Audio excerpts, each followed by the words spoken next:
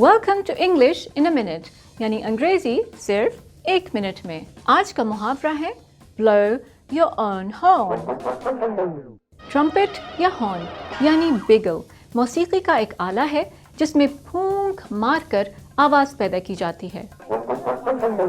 How did your music competition go last week? Oh, I don't like to blow my own horn, but I did pretty great. I mean, I won. That's a huge deal. Why didn't you say something earlier? I didn't want to brag. Come on. Yes, you did.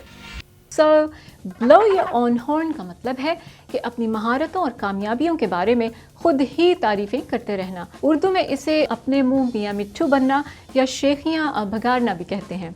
इसे कहने के और तरीके भी हैं, जैसे toot your own horn या blow your own trumpet।